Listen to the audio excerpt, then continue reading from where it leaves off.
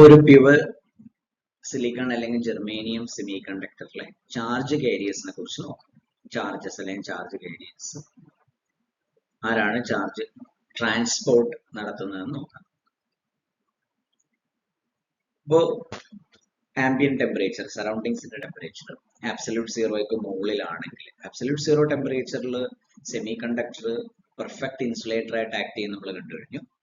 Temperature absolute സീറോയ്ക്ക് മുകളിലാണെങ്കിൽ ആ തെർമൽ എനർജി അബ്സോർബ് ചെയ്തിട്ട് സിലിക്കൺ ക്രിസ്റ്റലിലെ ആറ്റങ്ങൾ വൈബ്രേറ്റ് ചെയ്യാൻ തുടങ്ങും.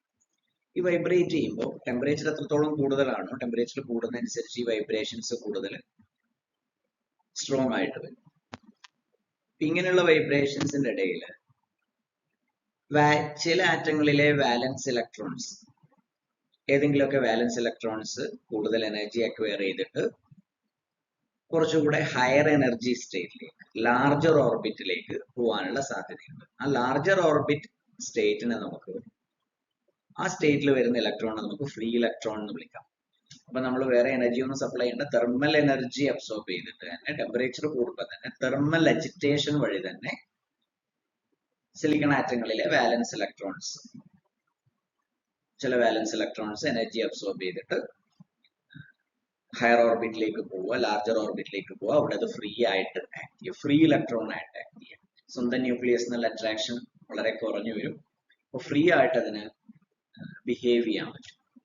ക്രിസ്റ്റൽ ലാറ്റിസിലൂടെ ഫ്രീ ആയിട്ട് മൂവ് ചെയ്യാൻ പറ്റും. സ്വന്തം പാരന്യൂക്ലിയസ് ഫ്രീ ആയി ആ ഒരു ഇലക്ട്രോണിനെ നമുക്ക് ഫ്രീ ഇലക്ട്രോൺ എന്ന് വിളിക്കാം. അങ്ങനെ ഫ്രീ ഇലക്ട്രോണുകൾ ഉണ്ടാകാനുള്ള സാധ്യതയുണ്ട്. തെർമൽ എനർജി കൂടുമ്പോൾ നമ്മൾ വേറെ എനർജി ഒന്നും സപ്ലൈ ചെയ്യേണ്ട ആവശ്യമില്ല.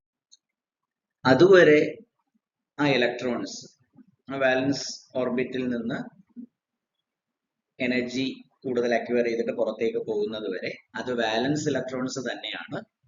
വാലൻസ് ഇലക്ട്രോൺസ് എല്ലാം നമ്മൾ ബാൻഡ് സ്ട്രക്ചർ നേരത്തെ കണ്ടു കഴിഞ്ഞു. വാലൻസ് ഇലക്ട്രോൺസ് ഒക്കെ വാലൻസ് ബാൻഡിലാണ് ഉണ്ടാകുന്നത്. അത് ഫ്രീ ആയി കഴിഞ്ഞാൽ അത് ഫ്രീ ഇലക്ട്രോൺസ് ആയി. അതുവരെ അത് ബൗണ്ട് ഇലക്ട്രോൺസ് ആണ്. വാലൻസ് ബാൻഡിലെ ഇലക്ട്രോൺസ് ഒക്കെ ബൗണ്ട് ആണ്, ബൗണ്ട് ടു ദെയർ പാരന്യൂക്ലിയർ. അത് ബൗണ്ട് ഇലക്ട്രോൺസ് ആണ് ആ ഇലക്ട്രോണുകൾ. അപ്പൊ എനർജി അക്വയർ ചെയ്തിട്ട് പുറത്തേക്ക് പോയി കഴിഞ്ഞാൽ അത് കണ്ടക്ഷൻ ബാൻഡിലാണ് ഫ്രീ ഇലക്ട്രോൺസ് എന്ന് പറയുക. അപ്പൊ ആ എനർജി റേഞ്ചിനെയാണ്, ആ ഫ്രീ ഇലക്ട്രോൺസിന്റെ എനർജി റേഞ്ചിനെയാണ് നമ്മൾ കണ്ടക്ഷൻ ബാൻഡ് എന്ന് വിളിച്ചത്. കണ്ടക്ഷൻ ഇലക്ട്രോൺസിന്റെ എനർജി റേഞ്ച്. ഇലക്ട്രോണുകൾ വാലൻസ് ബാൻഡിൽ നിൽക്കുമ്പോൾ അത് ഫ്രീ ഇലക്ട്രോൺസ് അല്ല, ബൗണ്ട് ഇലക്ട്രോൺസ്. ഇപ്പൊ ക്രിസ്റ്റൽ സ്ട്രക്ചർ നമ്മൾ കണ്ടു കഴിഞ്ഞു. എങ്ങനെയാണ് കോവാലന്റ് ബോൺസ് ഫോം ചെയ്യുന്നത്? വാലൻസ് ഇലക്ട്രോൺസ്, സിലിക്കൺ ആറ്റം ആണെങ്കിൽ 4 വാലൻസ് ഇലക്ട്രോൺസ് ചുറ്റുമുള്ള 4 സിലിക്കൺ ആറ്റങ്ങളിലെ വാലൻസ് ഇലക്ട്രോൺസുമായി ഷെയർ ചെയ്തിട്ട് ആണ് ബോണ്ട് ഫോം ചെയ്യുന്ന, കോവാലന്റ് ബോൺസ് ഫോം ചെയ്യുന്നത് കണ്ടു കഴിഞ്ഞു. അപ്പോ ഇങ്ങനെയുള്ള ഒരു വാലൻസ് ഇലക്ട്രോൺ, ബോണ്ടഡ് വാലൻസ് ഇലക്ട്രോൺ, അതായത് തൊട്ടടുത്ത സിലിക്കൺ ആറ്റത്തിലെ വാലൻസ് ഇലക്ട്രോണുകളുമായിട്ട് ഷെയർ ചെയ്യപ്പെട്ട് ബോൺസ് ഫോം ചെയ്തിരിക്കുന്ന വാലൻസ് ഇലക്ട്രോണുകളിൽ ഏതെങ്കിലും ഒന്ന് എനർജി അക്വയർ ചെയ്തിട്ട് പോകുമ്പോൾ ആ ബോണ്ടിന്റെ പ്ലേസിൽ 2 ഇലക്ട്രോൺസ് തമ്മിലാണ് ഒരു ബോണ്ടിങ് വരുന്നത്. 2 സിലിക്കൺ ആറ്റത്തിലെ 2 വാലൻസ് ഇലക്ട്രോൺസ് തമ്മിൽ ഷെയർ ചെയ്യുന്നു. അതുപോലെ ആ സിലിക്കൺ ആറ്റത്തിലെ ഒരു വാലൻസ് ഇലക്ട്രോൺ വേറൊരു സിലിക്കൺ ആറ്റത്തിലെ ഒരു വാലൻസ് ഇലക്ട്രോൺ, അങ്ങനെ ബോണ്ട് ഫോം ചെയ്തിട്ടുണ്ട്. അതിനകത്ത് ഏതെങ്കിലും ഒരു വാലൻസ് ഇലക്ട്രോൺ ഈ തെർമൽ എനർജി കൊണ്ട്, തെർമൽ അജിറ്റേഷൻ വഴി എക്സൈറ്റ് ചെയ്യപ്പെട്ട് പുറത്തേക്ക് പോവുകയാണെങ്കിൽ, ഫ്രീ ഇലക്ട്രോൺ ആവുകയാണെങ്കിൽ അവിടെ സ്വാഭാവികമായിട്ടും ബോണ്ട് കംപ്ലീറ്റ് ചെയ്യാൻ വേണ്ടിയിട്ട് ഒരു ഇലക്ട്രോണിന്റെ കുറവ് വരും. ആ ബോണ്ട് കംപ്ലീറ്റ് ചെയ്യാനുള്ള ഒരു കുറവ്, ഇലക്ട്രോൺ അവിടെ ഉണ്ടെങ്കിലേ ബോൺസ് കംപ്ലീറ്റ് ആവുള്ളൂ. അപ്പോൾ ഒരു ഇലക്ട്രോൺ അവിടെ നിന്ന് പോകുമ്പോൾ സ്വാഭാവികമായിട്ടും ഫ്രീ ഇലക്ട്രോൺ ആയിട്ട് പോകുമ്പോൾ അവിടെ ഒരു ഇലക്ട്രോണിന്റെ വേക്കൻസി വരും. ആ ഇലക്ട്രോണിന്റെ വേക്കൻസിയാണ് നമ്മൾ ഹോൾ എന്ന് വിളിക്കുന്നത്. അപ്പോൾ ഒരു വാലൻസ് ബാൻഡിലുള്ള ഒരു ഇലക്ട്രോൺ കണ്ടക്ഷൻ ബാൻഡിലേക്ക് എത്തുമ്പോൾ, ഫ്രീ ഇലക്ട്രോൺ ആകുമ്പോൾ, വാലൻസ് ബാൻഡില് ഒരു ഇലക്ട്രോണിന്റെ വേക്കൻസി വരും. ആ ഇലക്ട്രോണിന്റെ വേക്കൻസി നമുക്ക് ഹോൾ എന്ന് വിളിക്കാം.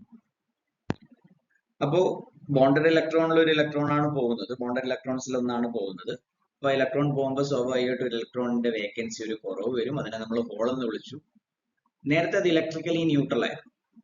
അപ്പൊ വാലൻസ് ബാൻഡിൽ നിന്ന് ഒരു ഇലക്ട്രോൺ കണ്ടക്ഷൻ ബാൻഡിലേക്ക് പോകുമ്പോൾ സ്വാഭാവികമായിട്ടും ഫ്രീ ഇലക്ട്രോണിന്റെ ചാർജ് നെഗറ്റീവ് ആണ്. അപ്പോൾ പോകുന്ന ഫ്രീ ഇലക്ട്രോൺ നെഗറ്റീവ്ലി ചാർജ്ഡ് ആണ്.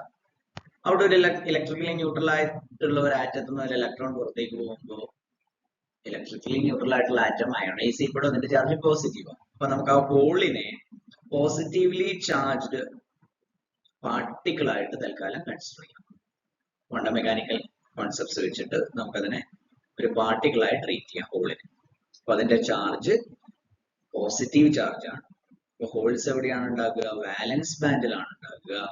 ഫ്രീ ഇലക്ട്രോൺസ് കണ്ടക്ഷൻ ബാൻഡിലാണ്. ആ ഫ്രീ ഇലക്ട്രോൺ ഫ്രീ ആകുന്നത് വരെ, ആ ഇലക്ട്രോൺ ഫ്രീ ആകുന്നത് വരെ അത് വാലൻസ് ബാൻഡിലായിരിക്കും. വാലൻസ് ബാൻഡിലാണെങ്കിൽ അത് ബൗണ്ട് ഇലക്ട്രോൺസ് ആണ്. വാലൻസ് ബാൻഡിലുള്ള ഇലക്ട്രോൺ എക്സൈറ്റ് ചെയ്യപ്പെട്ട് കണ്ടക്ഷൻ ബാൻഡിലേക്ക് പോകുമ്പോൾ വാലൻസ് ബാൻഡിലുള്ള ഒരു ഇലക്ട്രോണിന്റെ വേക്കൻസിയാണ് നമ്മൾ ഹോൾ എന്ന് വിളിച്ചത്. അപ്പൊ ഹോൾസ് എപ്പോഴും വാലൻസ് ബാൻഡിലും ഫ്രീ ഇലക്ട്രോൺസ് എപ്പോഴും കണ്ടക്ഷൻ ബാൻഡിലുമാണ്. ഇപ്പൊ ഒരു ഇലക്ട്രോൺ വാലൻസ് ബാൻഡിൽ നിന്ന് കണ്ടക്ഷൻ ബാൻഡിലേക്ക് പോയി കഴിഞ്ഞാൽ വാലൻസ് ബാൻഡിൽ ഹോൾ ക്രിയേറ്റ് ചെയ്യപ്പെടും. ഹോൾ ഒരു പോസിറ്റീവ് ചാർജ് പോലെ ബിഹേവ് ചെയ്യും.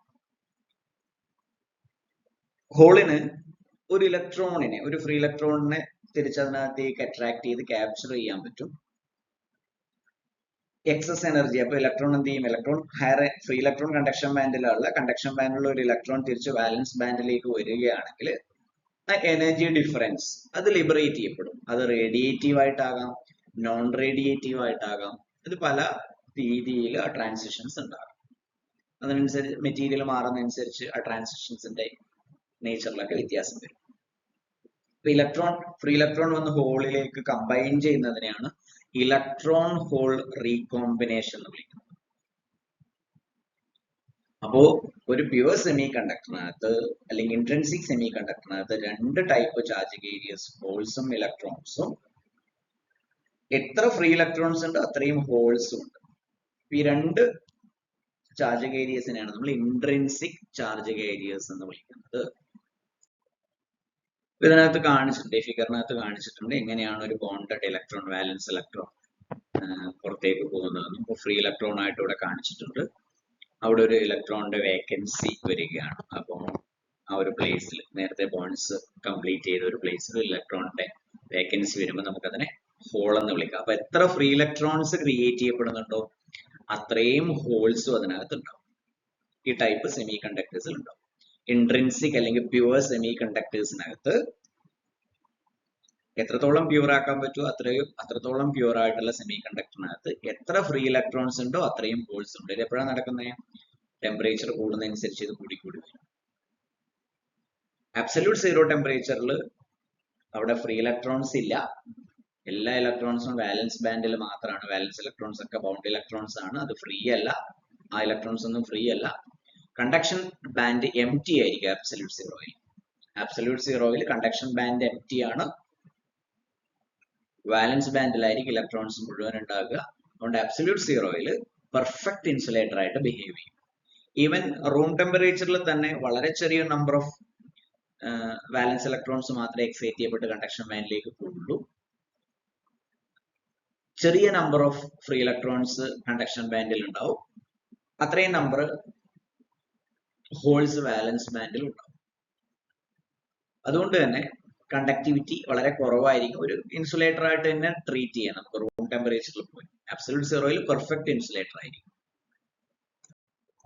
ഇപ്പൊ വേറെ എക്സ്റ്റേണൽ ഏജൻസിയുടെ ഹെൽപ്പ് ഒന്നും ഇല്ലാതെ ആംബിയൻ ടെമ്പറേച്ചർ കൊണ്ട് തന്നെ തെർമൽ അജിറ്റേഷൻ വഴി തന്നെ ഫ്രീ ഇലക്ട്രോൺസും ഹോൾസും ക്രിയേറ്റ് ചെയ്യപ്പെടും ഒരു പ്യുവർ സെമി കണ്ടക്ടറിനകത്ത്. അപ്പൊ എത്ര ഫ്രീ ഇലക്ട്രോൺസ് ഉണ്ടോ അത്രയും ഹോൾസും ഉണ്ടാകും. റൂം ടെമ്പറേച്ചറിനകത്ത് കമ്പാരിറ്റീവ്ലി ഇത് കുറവായിരിക്കും. ടെമ്പറേച്ചർ കൂടുന്നതനുസരിച്ച് ഫ്രീ ഇലക്ട്രോൺസിന്റെയും ഹോൾസിന്റെയും നമ്പർ കൂടി വരും. എത്ര ഫ്രീ ഇലക്ട്രോൺസ് ഉണ്ടോ അത്രയും ഹോൾസ് ഉണ്ട്. അബ്സല്യൂട്ട് സീറോ ടെമ്പറേച്ചറിനകത്ത് തെർമൽ എനർജി സീറോ ആണ്. സ്വാഭാവികമായിട്ടും അവിടെ ഫ്രീ ഇലക്ട്രോൺസ് ഉണ്ടാകില്ല. ഇലക്ട്രോൺസ് മുഴുവൻ വാലൻസ് ബാൻഡിലായിരിക്കും. ഹോൾസും അതിനകത്ത് ഉണ്ടാകില്ല. അപ്പൊ അത് പെർഫെക്റ്റ് ഇൻസുലേറ്റർ ആയിട്ട് ബിഹേവ് ചെയ്യും. ഈവൻ റൂം ടെമ്പറേച്ചറിലും ഇൻസുലേറ്റർ ആയിട്ട് തന്നെ ബിഹേവ് ചെയ്യുക. ടെമ്പറേച്ചർ കൂടുന്നതനുസരിച്ച് ഫ്രീ ഇലക്ട്രോൺസ് കൂടുതൽ കണ്ടക്ഷൻ ബാൻഡിൽ എത്തുകയും ഫ്രീ ഇലക്ട്രോൺസ് ഉണ്ടാകുകയും അത്രയും ഹോൾസ് കണ്ടക്ഷൻ ബാൻഡിൽ ഉണ്ടാവുകയും ചെയ്യും. അപ്പോൾ ഹോൾസും ഇലക്ട്രോൺസും ചാർജ് ഏരിയസ് ആണ്.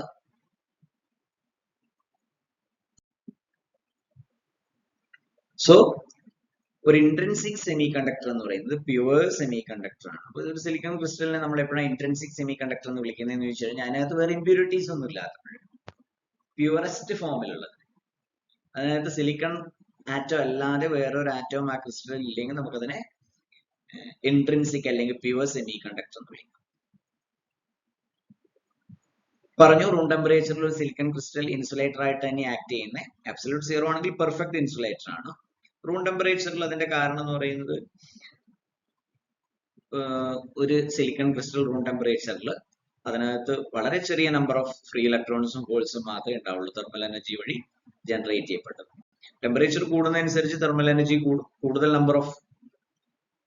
more number of free electrons can be generated by exciting electrons from valence to conductor.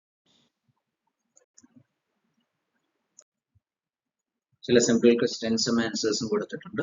Flow of valence electrons to the right means that holes are flowing to the left. So electrons right lake move ചെയ്യാന്ന് പറയുമ്പോൾ നമ്മൾ semi കണ്ടക്ടറിന്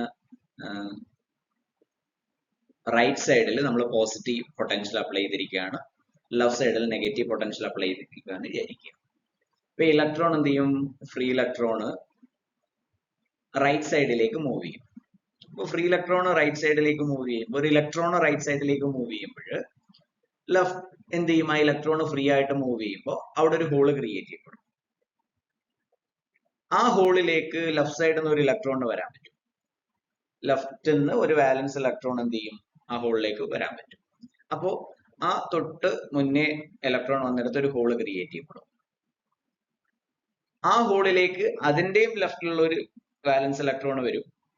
അപ്പൊ ആ പൊസിഷനിൽ ഒരു hall create ചെയ്യപ്പെടും. അപ്പൊ electrons left നിന്ന് റൈറ്റിലേക്ക് വരുമ്പോൾ ഇൻ ഇഫക്റ്റ് ഹോൾസ് റൈറ്റ് നിന്ന് ലെഫ്റ്റിലേക്ക് പോകുന്നതിന് ഇക്വാലന്റ് ആണ്. അങ്ങനെയാണ് ഇലക്ട്രോൺസും ഹോൾസും സെമി കണ്ടക്ടറിനകത്ത് ചാർജ് ഏരിയസ് ആയിട്ട് മാറുന്നത്.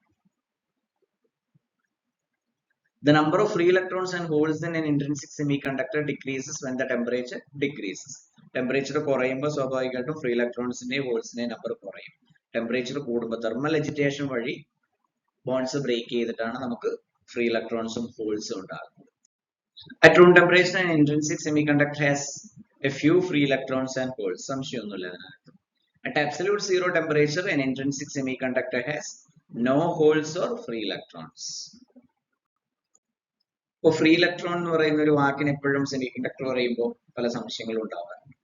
ഫ്രീ ഇലക്ട്രോൺ കൊണ്ട് ഉദ്ദേശിക്കുന്നത് ആ ബോണ്ടഡ് ഇലക്ട്രോൺ, ആ വാലൻസ് ഇലക്ട്രോൺ ആ ബോണ്ട് ബ്രേക്ക് ചെയ്തിട്ട് ക്രിസ്റ്റൽ ലാറ്റൈസ് സ്ട്രക്ചർ എന്ന് ആ ഫിക്സഡ് സ്ട്രക്ചർ എന്ന് ഫ്രീ ആയിട്ട് സെപ്പറേറ്റ് ചെയ്യപ്പെട്ടിട്ട് മൂവ് ചെയ്യുന്നതിനാണ് നമ്മൾ ഫ്രീ ഇലക്ട്രോൺ എന്ന് വിളിക്കുക.